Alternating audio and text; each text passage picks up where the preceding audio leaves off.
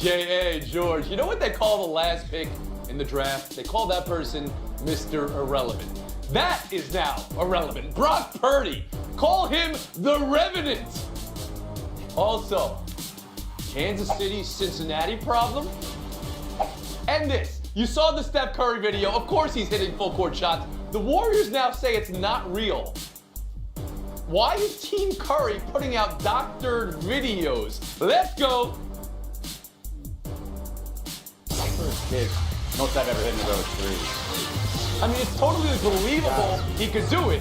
Why are they even going through the effort here? I wanted to believe so bad. Georgia, Michigan, TCU, Ohio State, the playoff. You know how Georgia and Michigan got here?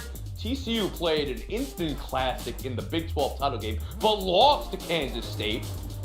USC rolled by Utah in the Pac-12 title. Saban was in pitch mode. What a thing to witness. But the committee keeping TCU 3, Ohio State jumping to 4, and that is our playoff. Did the committee get this right? Around the horn, George Sedano. Tony, they did get it right. They couldn't sit here and say that Ohio State could leapfrog TCU when they didn't even win their division, let alone not play in their championship game. And TCU lost a rematch to a top 10 team in Kansas State in a nail-biter that went to overtime. Now, the other part of the equation is, I know people are going to say, well, Alabama, I know Nick Saban was lobbying to get in. He was talking about point spreads and he was talking about his losses. But that's the thing. When your best argument is what your best losses were, this needs to be about what your best wins were when it comes to Alabama. So I think the committee absolutely Israel Gutierrez, the committee get it right. Yeah, I do believe they got it right. In large part, there was those easy lines, right? There was the 1-loss versus 2-loss line, and then there was the whole idea of putting two teams in that Final Four that didn't even make their conference championship game, meaning if you throw Alabama in there. But I am kind of with Nick Saban on, the idea of potentially going ahead of Ohio State, since given the last time Ohio State, they were losing by 22 points at home in a rivalry game. And then, TCU did equal out, and yes, it was a conference championship game, but they've eked out a lot of games this year. And while we're valuing wins, yes, I can honestly say I think Alabama would be favored in that game against TCU. So while they did, the committee, make the right decisions, it wasn't because it was the 4 best teams. It's the 4 most palatable teams, the 4 teams that most people can Okay, all right, but Saban swayed you, it sound like. J.A. Don, I see you shaking your head no. Go ahead. Yeah, I'm not ready to completely turn the sport over to the gamblers that much when we're arguing that point spreads and that the odds makers should be determining what the Final Four is. By and large, the committee got it right, but for the wrong reasons. The committee chairman saying one of the things that impressed him about TCU was against the Baylor, how they were able to get the field goal unit out in time to kick a last-second field goal. Special teams preparedness, that's the level of minutia we're going to now to determine the Final Four? I don't think so. Also, the fact that they said they did not take the fact that Michigan-Ohio State would be a rematch when they were doing the seedings. Yeah, you should have. Reward Michigan and punish Ohio State for winning that game. Otherwise, guess what? That game wouldn't mean anything if they had to do a rematch just a few weeks later. And Ohio State, I'll begrudgingly say they belong. I think people are overdoing the final margin of victory against Michigan. Ohio State did have the lead at halftime. Had the lead at halftime. They got run over in the second half like no team we've seen. Oh, wow, okay. You should have quit while you were ahead, Jay. Frank Isola, how about you? It should be beneath Nick Saban to be campaigning to be in the playoff. You had your chance on the field. You lost 2 games. And why can't the Big Ten get 2 teams in when the SEC always does? Now, if you're asking me, on New Year's Eve, who do I want to see play? I'd probably rather see Alabama play Michigan. But TCU deserves it, just like Cincinnati did last year. Let the little guy every once in a while get in. From that standpoint, they got it right. TCU, the little guy. I mean, this is the Big 12. I don't know. That's a small school. It's a small school. We move on. Kansas City, Cincinnati problem. Oh boy, here we go. Last year in the regular season, 3-point Cincinnati win. Last year, AFC title game. 3-point Cincinnati win in Kansas City with a late game letdown. So now, yesterday in Cincinnati, the Kelsey fumble, the Bucker miss, Reed's decision to kick the field goal in the first place, and you can't remove Cincinnati from this equation. Joe Burrow punching Kansas City in the mouth on that last drive with the huge 3rd down completion. Frank, does KC have a Bengals problem? I think they do, but it doesn't mean they're going to meet them again in the playoffs. I do like how 2 weeks ago we were all basically forced at gunpoint to admit that Travis Kelce is the greatest tight end in the history of the sport. Then he commits that crucial turnover. By the way, Joe Burrow, very quietly, him and Cincinnati, George told at the beginning of the year it was a fluke that they made it to the Super Bowl. He's got 9 touchdown passes in the fourth quarter. That's more than any quarterback in the league, and that includes the guy that he played yesterday, who I would have gone for it on 4th and 7 with Pat Mahomes as my quarterback. Yeah, you think Reed made the mistake in even attempting the field goal they missed. Israel Gutierrez, was this about Cincinnati owning Kansas City now for a 3rd game in a row? So Frank's just going to knock Travis Kelce every time he makes a mistake for the rest of his career, just erase his resume and not think he's that good. He is that good. You Frank. said he was Look, the I best. think the entire AFC, yeah, I think he is. I still think he is, even though despite that fumble. I think the entire AFC has a Cincinnati Bengals problem because they're getting healthy. They've got Jamar Chase back, obviously, and when you give Joe Burrow that much time to find any of those weapons, he will constantly find them. And he had 27 dropbacks yesterday where he saw 0 pressure. He was sacked just the one time. And so early on in his career, he had a terrible offensive line, was getting attacked left and right. Now he knows what that feels like and how to operate when the pocket does break down, like you saw on that 3rd and 11 there, sort of calmly waiting and getting that first down pass through some traffic there. So I do think that, the entire AFC has a problem. It's not just Kansas City. Kansas City is not better than the Bengals. The Bengals might be the best team. Well, there it is. It sounds like that's what you're saying. If you say the AFC has a Bengals problem. J.A. Adonde, did the Bengals just become the favorite in the conference? Well, I think you still go with Buffalo, who would have the #1 seed thanks to Cincinnati's help yesterday. But the threat of Cincinnati is very real.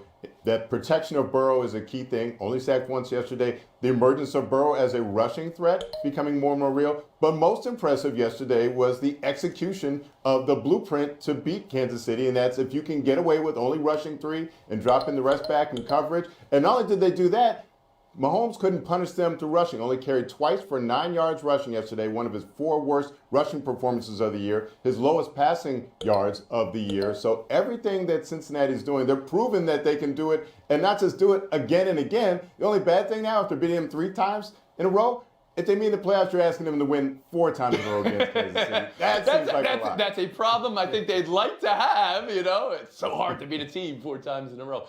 And George Sedana, your takeaway from Cincinnati yesterday. Well, Tony, they've done something no one else has done to Andy Reid and Patrick Mahomes, which is beat them 3 times in a row. So obviously there is a problem when it comes to Cincinnati and Kansas City because styles make fights. And now, does that make them the favorite? I don't know. I think you could put all 3 of those teams, Buffalo, Kansas City, and Cincinnati, in a hat. And I think one of them might come out there. And to address Frank, last year they were the hottest team. This is a completely different season. So let's discuss this particular season with Cincinnati playing as well as they're playing. And in particular, to this style that they're playing against Kansas City, they're running the ball. They're controlling the pace of the game, which is limiting the opportunities for Kansas City on offense and their explosive offense. And that was without Mixon yesterday for Cincinnati. Just P-run. Go ahead. I saw the last word after the horn. Yeah, and the 3rd and 11 was the biggest play of the game. Now that Izzy has introduced resumes into it, and I do think Kelsey's a terrific player, just for the record, Rob Gronkowski has lost 3 fumbles in his career. Kelsey, 10. So there you go, Izzy. I'm impressed you had the Gronkowski. stat there, Frank. I'll give you that. So am I, yes. Props for that. Really in the current Means zone. nothing. All right, we've been Horn. One more result Big from the NFL week, and it's how the 49ers drilled the Dolphins with Brock Purdy at quarterback. Once again, Mr. Revenant feasting on fish. So for Garoppolo to go down now, he's out for the year with a broken foot. San Francisco, so poised for a run. Let's start there, Frank. We can get to Miami's letdown after. What happens now with these 49ers at the quarterback position? Well, they do have a terrific coach, have a terrific defense, so they could still win. But say this about Garoppolo. They started the season, they didn't want to play him, even though he went to the NFC Championship game. And all the NFL experts, the royalty of the NFL, like Mina Kimes, tell me record doesn't matter for a quarterback. He's 42-19 in games that he starts. Without him, they're 9-29. So San Francisco, all you ever try to do is replace this guy. Good luck now winning without him.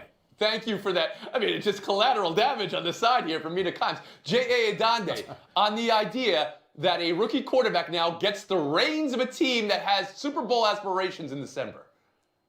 Well, I think you have to temper those Super Bowl aspirations. in part because we've seen how some great starts don't lead to consistent things. Mike Waite, they were calling him Broadway Mike after one start with the Jets. We saw some of the limitations. Maybe he was a few plays short of beating the Vikings yesterday for the New York Jets. And I think we'll see that emerge over time. Brock Purdy, I should say, the good news for San Francisco is they do have playmakers at other positions. Heck, McCaffrey's already thrown a touchdown pass this year. Maybe you can have him pass more. You can get the ball in the hands of Deebo. You've got jokes. I get it. Is there any option? Baker Mayfield through waivers? Is there any other quarterback that could just plop in there? Let's talk about Miami for a second, since I have two panelists from Southern Florida. Israel, Tua start game as perfectly as he can. The touchdown, then nothing for an eternity, and then, the 2 picks. Is there a concern here in the loss here for Miami? No, I believe Sedano's background says Los Angeles. Mine says Fort Lauderdale, so that's South Florida. No, I don't think there's a huge concern, in large part because early on, it was Tua just having an odd game, late as well, but mostly early on, overthrowing Jalen Waddle a couple of times. And if he doesn't have that odd of a game, this is probably a comfortable win for the Dolphins, because even when early on with all those missed throws, it was a 3-point game and they could have come back and win that game. But I do think you puts a lot of pressure on him for next week with the primetime game in San Diego. Against the Chargers. I do think the Dolphins defense though does have a lot to be concerned with. When you look at, they couldn't get pressure on Brock Purdy. They couldn't confuse Brock Purdy. It seemed like he was back there knowing what was coming all the time. And even with Bradley Chubb out there, not really a whole lot of pressure. I think the defensive play calling needs to be in question, and I think the defensive playmaking in that front seven needs to be in question. George, you think this was about the defense, or was it about Miami and Tua with those couple picks? We haven't seen that from him recently. I think it is about the defense to some extent. It's kind of like us here playing defense against Frank, who's taking swipes at people not even on the show today. Must be the Knicks and Nets not be performing very well over there. But in regards to Miami, look, everything is an indictment on Tua, it feels like. These one-game samples. He had a bad game. The guy's been one of the best quarterbacks in the league statistically this year. He's been an incredibly accurate quarterback. He was not. You know why? Because they're facing a team that is basically supposed to be the mirror image of what they want to become in the San Francisco 49ers. And I think that they're further ahead in their program, clearly. They have an incredible roster. He had a bad game. Tua had to go up against the Niners defense, and Brock Purdy had to go up against the Dolphins. Hall of Famer Jacob deGrom, Texas Ranger. Justin Verlander, New York Met. Trey Turner, Philadelphia Philly. And the New York Yankees making news this afternoon, re-signing Brian Cashman. George, what's the biggest deal? Tony, it's Trey Turner. You're talking about 11 years, $300 million, under $30 million for an MVP candidate. And when you look at the shortstop crop, he's the second best hitting shortstop in the pros over the last 3 years. Only Fernando Tatis has a higher OPS plus than him, which is adjusted for ballpark. Yeah, Donde, what's the biggest deal? Big deals. I mean, talk about the Mets between Verlander and Max Scherzer. Now you're spending a combined more than $80 million on two guys who will be almost 80 years old between them. At some point, all those pitches thrown have to catch up with them. I'm worried it'll happen on their dime, New York. Israel Gutierrez. Yeah, the Verlander with the Mets seems like an odd boomer bust. Like, where do they believe he can get them to a World Series? Yeah, probably, but can he finish when he gets there? I mean, he doesn't seem to have a great track record in the World Series. 1.75 ERA is a great year to come off of. And in the NL, he pitched 25 innings against the NL last year and gave up 0 earned runs. So it looks great, but can it last for an entire season, for 2 seasons, and get him over the hump? He did get over the hump, though, in his last appearance, right? Did just win a World Series. But not for the Mets. Got the win, though. So the Mets made the decision to go with Verlander instead of deGrom. Frank Isola, you want to start there? Well, I think the money on deGrom was, it was ridiculous. And deGrom, also remember now, going to Texas, no state taxes. But to me, that's the behavior of a new type of owner. You lose deGrom, and now you're scrambling. Justin Verlander's sitting there with Kate Upton thinking, we'll come to New York, give us the money. That's a great deal for Verlander, but you're really holding that pitching staff together with 2 old guys. Good luck. Mm-hmm. Buy or sell 2, Deion Sanders to Colorado. You have to hear how Sanders greeted the Buffaloes in the first team meeting. I'm coming to restore, to replace, to re-energize. To go ahead and jump in that portal and do whatever you're gonna get. Because the more you jump in, the more room you make. We got a few positions already taken care of because I'm bringing my luggage with me. And it's Louis. We're gonna try to make it quick. Those of you that we don't run off, we're gonna try to make it quick. I don't want to get in the game and then find out I got Jane when all off season I had Tarzan. J.A., buy or sell Sanders telling the team he's joining to go to the transfer portal because he's bringing in all his guys. I mean, I'm buying. This is why you brought him here. He's been brash, right? It worked at Jackson State. I'm selling the fact that a Power 5 program at its nadir was the one that brings in Deion Sanders. I would have loved to see a school like Auburn maybe take a chance on Deion. Israel Gutierrez. Here's the only thing that I'm selling with Deion is if he makes it too much about himself in these settings, it might come back to haunt him. Remember, he's an icon. He's starstruck. The parents of these players, about not that. to the children, not to the guys on the teams themselves. So yeah, 100% I believe that. If he and I know that's his thing, right? But if that happens and it comes with not an instant turnaround, I think some of the players might be like, I can get more attention elsewhere. I don't need all this with this. Oeuvre of Deion Sanders? That Deion didn't make it about himself. That Deion. Go ahead, Frank Isola. Yeah, weren't we all on the show last week? We said, no way he's taking this job. He's got a different job I believe you had lined up. that wrong. Congratulations to the job that he's done, but to talk to those students that way is beyond obnoxious. And to do it for the sake of the camera, meet with each of them individually, I thought that was completely out of line. Shame on Colorado for allowing that to happen. And George Sedano. Tony, I have no problem with it because he's being honest with them. This is now a two-way street. Guys can leave. My phone has gone off 1,000,000 times during this show because of the portal, and kids are leaving and transferring. And I think it's a smart move by Deion because you look at the Pac-12, UCLA, USC are going to be gone, and maybe two more teams will be gone to the Big Ten. That's a winnable conference in a couple of years. Buy or sell 3, Netherlands 3, USA 1. The dream stops in the round of 16. For the USMNT. Final stats saw US outshoot and outpossess the Dutch. Pulisic stone 3 minutes in, and some real holes in coverage. Greg Berhalter lamented lacking a striker. Questions on his decisions were abound, but when it comes to questions, frustrations, optimism, Frank, what's the takeaway? Well, I think you have to be optimistic. The core of the team is still young, but 3 minutes in, Pulisic misses a shot that he should have put in the back of the net. Memphis Depay in the 10th minute scores. That's the difference between the two teams. But the defensive letdowns, Tyler Adams, who was brilliant, got lost on the first goal, and then you had Robinson and Serginho Dest. They made mistakes as well. That was disappointing. Israel Gutierrez. Yeah, I mean, I think Berhalter's correct. They do need sort of a bigger world-class goal scorer, but I mean, that's not going to show up in the next year or two out of thin air, right? So I do think what you got to be confident about is this team played effectively to its potential, and if they can improve because they are young, then you look at these next 4-year cycle and it should be a better team, and maybe they do get more depth at different positions because a striker is not the only thing that they need. But yeah, I think there's a lot to feel good about after this tournament. It'll be better. They're headed in the right direction. They had a better World Cup than, say, Germany or Mexico this time around. But no, 4 years is not enough time to develop that world class, that Mbappe, that Neymar, that Messi, and it ain't going to happen. How can a country of 330 million? All right. Wait on the population for 1 second, Tony Kornheiser. The idea that Mbappe's falling from trees for please, Sedano. The idea that Berhalter is lamenting not having a striker with, the decisions he made. Gee, if there was only someone who could help make those decisions on the roster. Oh wait, he's part of that decision making. So I just didn't like it all around. I do think the future is bright because, as we know, they have the youngest team in the World Cup. So I do think they will, in theory, get better. Pefok had goals internationally. Pulisic tie of the NFL season when Colts and Texans did it in Week 1. Well, they both stink, and all it did was move an extra ledger into the standings. Washington and New York, this was a great game, and now it will have a role in the playoff seedings potentially. So who won this tie, and should there be a new rule? George Sedano, first to you. Get rid of ties, Tony. This is America. We don't love ties in America. Well, in all honesty, just go to the college rule because we've taken college offenses. Might as well add this to the list. No. This is World Cup time. This is where you go to kicks. You go to a field goal kicking contest. And if you really want to make it interesting with anybody other than your place kicker so you can really appreciate the difficulty of kicking a field goal.